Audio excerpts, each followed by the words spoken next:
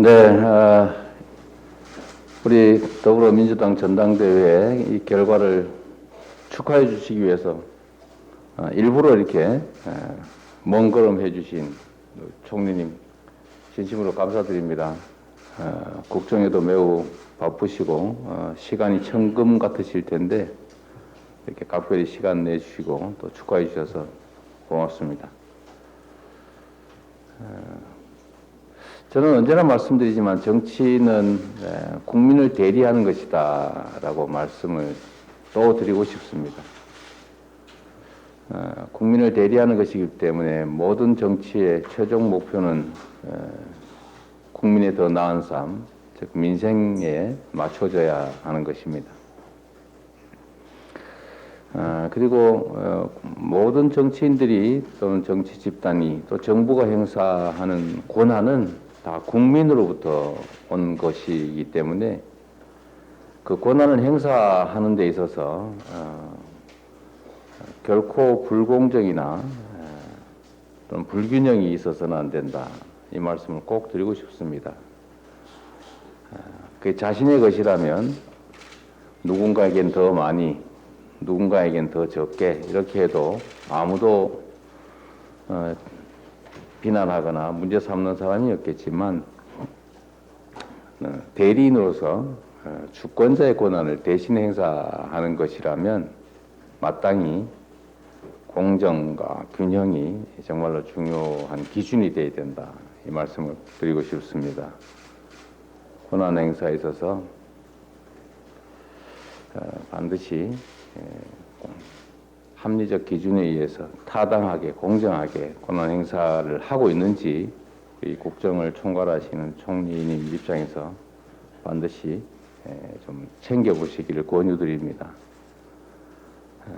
권한이란 잠시 보관하고 있는 위임받은 남의 것이지 내 것이 아니다. 이 생각을 꼭 해주시기를 당부드립니다. 또 한 가지는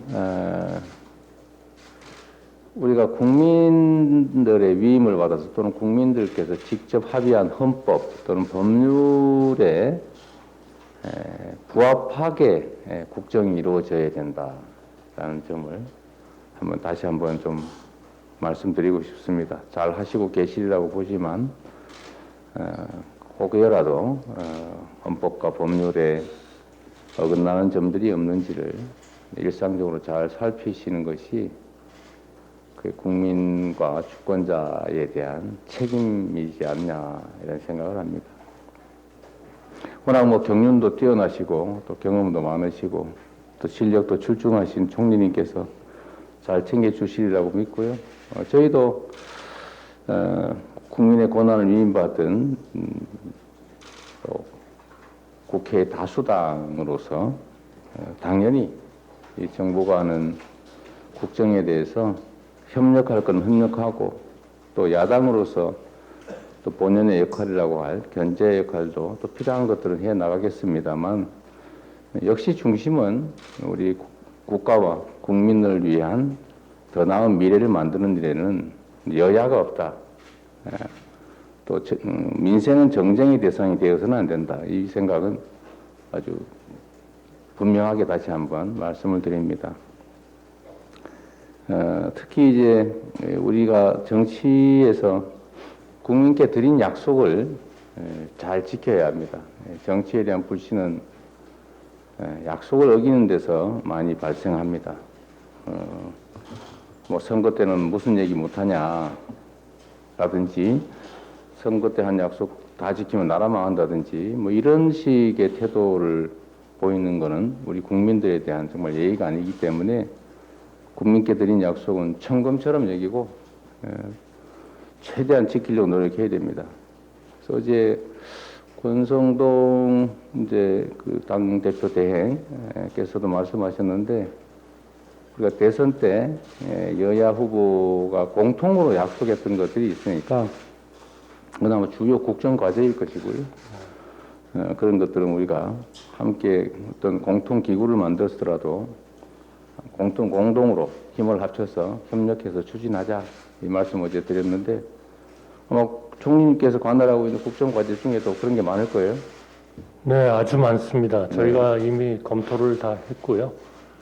그래서 이런 거를 어떤 체제로 좀 할 것이냐 해서 하여튼 여야 또 정부도 같이 참여를 해가지고 좀 맨 위에서는 아마 대통령님과 또 여야 대표님들 이렇게 모여서 하는 거가 있고 총리와 여야 원내대표, 정책위 의장 이렇게 해가지고 적어도 총리하고 여야 원내대표, 정책위 의장이 참여하는 그 여야정 뭐 일종의 협의체라 할까요? 그런 기구는 적어도 정기적으로 만나고 또 과거에는 대개 이렇게 고위급 협의체만 있으니까 실질적으로 이렇게 평소에 확정되기 전이라도 여야 간에 이렇게 의견을 좀 교환하고 서로 좀 타진해보고 하는 게 안 됩니다. 그래서 이제는 거기에 좀 실무 협의체까지 만들어서 거의 상설적으로 좀 움직여보자 하는 거고요. 마침 뭐 대표님께서도 그런 말씀을 많이 하셨고 또 마침 국회에서도 국회의장께서 뭔가 그런 하여튼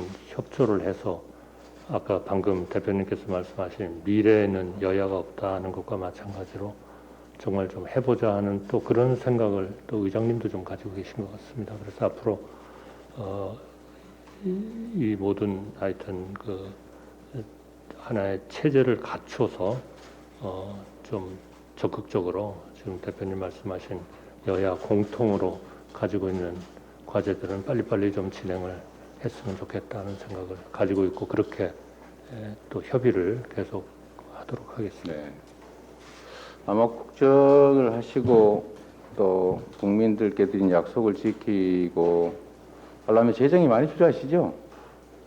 네, 그렇습니다. 네, 뭐 언제나 살림을 하다 보면 쓸 때는 많고 그러다 보니까 이 예산이라고 하는 게 이제 선후 경중을 결정하는 거 아니겠습니까? 그렇습니다. 어떤 걸 먼저 할 거냐, 어떤 걸 더 중시할 거냐 하는 것인데 아마 이번에도 보니까 재정이 부족해서 예산을 많이 줄인 것 같아요. 줄인 것 같은데 그런데 이게 저는 좀 이해가 안 되는 게 그거 한번 살펴봐 주셨으면 좋겠는 게 예산이 부족하면 재정을 늘릴 생각을 좀 하는 게 저는 상식적인데 급하지도 않은 그 3천억 영업이익 초과되는 초대기업의 세금은 왜 깎아준다는 것인지 좀 이해가 좀 일단 안 되고요. 혹시 총장님 생각이 그러신 건 아니겠죠? 설마? 저도 좀 거기엔 동의를 했습니다. 죄송합니다. 왜냐하면 그 세계가 다 지금 이 법인세를 좀 낮추는 그런 쪽으로 가고 있고 전체 평균이 뭐 OECD 같은 경우에는 한 21%쯤 됩니다. 그런데 저희는 이제 법인세가 25%에 가 있기 때문에 조금 이거를 좀 하향 조정하는 게 그게 이제 서민들 그 임대주택, 영구 임대주택 짓는 예산을 줄여야 될 만큼 급한 일이었군요. 근데 이제 그렇게 하려고 보니까 결국은 지금 새로운 정부의 생각은 뭐 대표님도 그런 생각이시겠지만 좀 그 경제 활동의 또 상당 부분 민간이 할 수 있는 부분은 좀 민간 쪽으로 넘기고 정부는 민간의 활동을 좀 지원하는 쪽으로 하자 하는 생각을 좀 가지고 있고요. 그런 과정에서 보면 최근에 임대 아파트 지금 방금 주택 말씀하셨는데 임대 아파트에 대한 좀 수요가 좀 좋지 않습니다. 사실은 이 수요를 늘려야 되겠고요. 그리고 동시에 이제 거기에 좀 그 수요 때문에 좀 줄일 수밖에 없는 상황은 저희는 가능한 한 좀 분양적으로 예를 한번 들어본 거예요. 근데 특정 사안에 대해서 논쟁을 하자는 건 아니고 그 국정 운영의 이제 일반적 방향에 관한 이야기. 세금을 깎아주더라도 서민들 세금을 깎아주든지 해야지. 그 뭐 예를 들면 양도소득세, 주식 양도소득세를 10억 이하만 면제하는 걸 계속 줄여왔잖아요.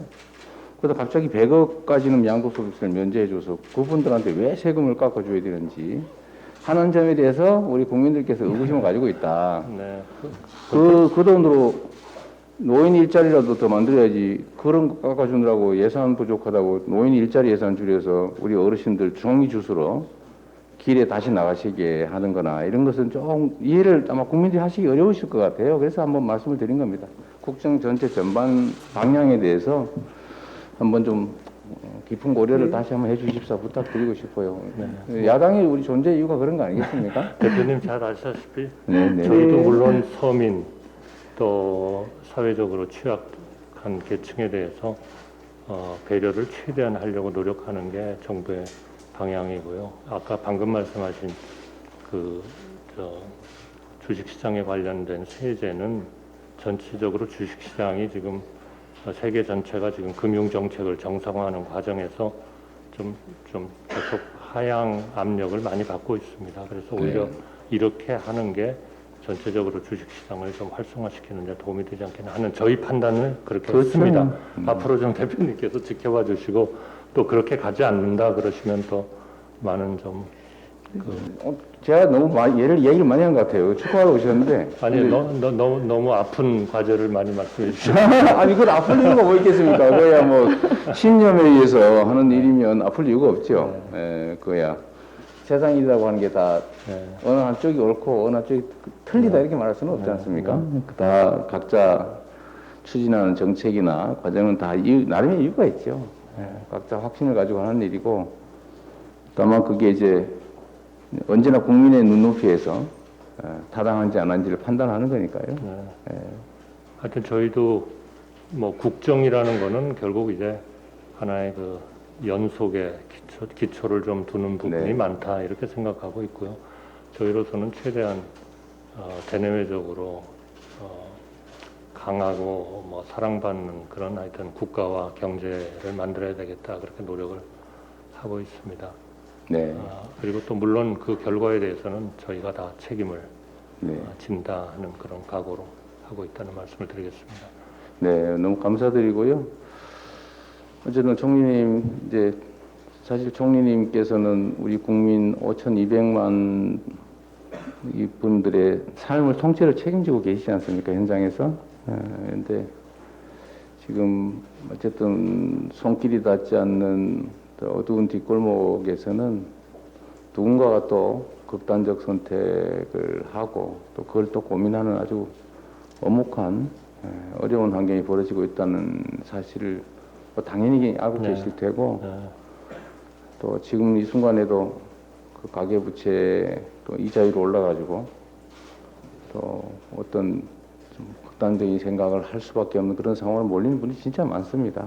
잘 알고 있습니다. 그분들한테는 돈 50만 원, 30만 원도 목숨줄인데 정말 국가 재정 지평에서 수조 원씩 이렇게 뭐 굳이 안 깎아도 될 세금 깎아주면서 누군가에게 이 생존의 위협을 방치하는 그런 일은 좀 없었으면 좋겠다. 그 말씀을 제가 좀 드렸습니다. 뭐 축하해주러 오신 자리에 이렇게 좀 공격적 언사를 하는 것처럼 느껴질 수도 있는데 뭐 오죽하면 그랬을까 이렇게 좀 이해를 좀 부탁드리고요. 고맙습니다. 하여튼 뭐 저희의 의도와 생각과 기대는 저희가 하고 있는 조치가 결국 그 어려운 사람들한테 결국 돌아갈 것이다 이렇게 생각을 하고 있고요. 한번 지켜봐 주시고요. 또 그렇게 안 가면 항상 좀 많은 질책도 해주시고 비판도 해주시기 바랍니다.